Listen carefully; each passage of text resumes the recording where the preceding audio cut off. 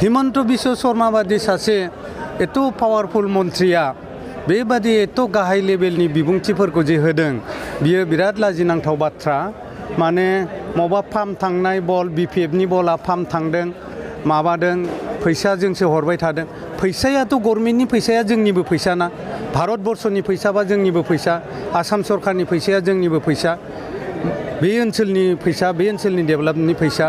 बेथ' हिमंत बिश्व शर्मा बा सोरबाया हाजिरा खामला थिखा मावनाय फैसा जोंनो हराखै, बे गभर्नमेन्टनि जोंनिबो बाहागोनि फैसाखौसो बिथांमोना जोंनो हरदों।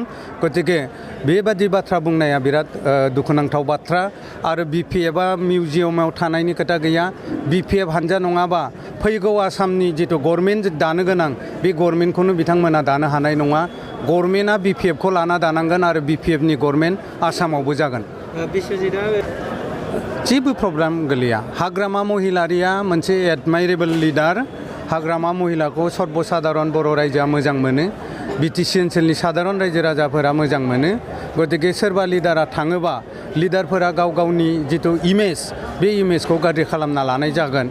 दल मोनसेखौ जोनोम होनानै बे दलाव थायालाखैनो दस्रा दलाव जुदि थाङो बे मानसिखौ रावबो बारा फोथायजायै जागोन बिथांमोना।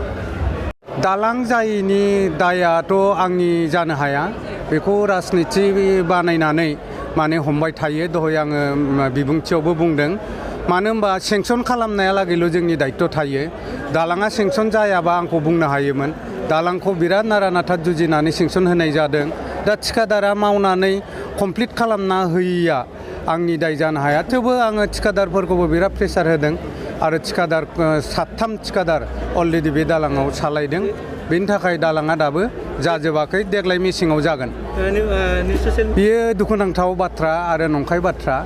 माने बेखौ माने थिखादार जायफोर मावदों बिसोरो बुंबा एसे खोनासंथावथाव जागोन आरोखि, जे सारा जोंनाव फैसा बिना बहुद फैसा लाबाय बेनिखायनो जों खामानिखौ मावस्लाबायाखै ना। दानि थिखादारा गागायनि खामानिखौ बिदि हाबदान खालामनानै रावनोबो मन्थ्रि एमएलएनो फैसा होनो हाया। मानो होनबा बे खामानिखौ मोजां मावफुंनो हायाबा बिनि जिथु रेजिस्ट्रेसन थिखादारनि बे ब्लेक लिस्टेड जागोन, बेहाबो गिनाय थायो आरोखि। ओंखायनो सोरबा दस्रा दोलोआव थाङोबा बे बिनि बाथ्रा जागोन। खिन्थु जाय बिपिएफ हानजाखौ जोनोम होदों, गोबाव माने संग्रामनि उनाव गोलाव संग्रामनि उनाव बिपिएफआ माने मोनसे जोनोम जादों बिटिसि सुक्तिनि उनाव।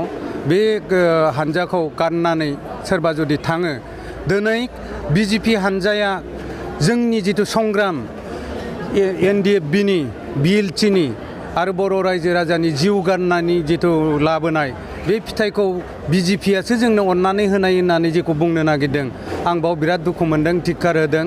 हिमंत बिश्व शर्माखौ धिक्कार होदों। जोङो बिनि अननायाव मोनाखै, नरेन्द्र मदिनि अननायाव मोनाखै।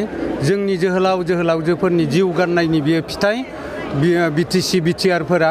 गतिके बेखौ सोरबाया अननानै हिमंत बिश्व शर्मा सोरबा पार्टिनि लिडारा अननानै जोंनो होआखै। बियो जोंनि मोननो गोनां अधिकार, बे हाया जोंनि। गतिके बाव बेखौ लानानै सोरबा जुदि माने गावनि बर'नि हानजाखौ गारनानै दस्रा हानजायाव थाङोबा बिसोर लिडारफोरखौ बर' रायजो राजाया उनाव माने बुजिगोन, उनाव माने धिक्कार होगोन।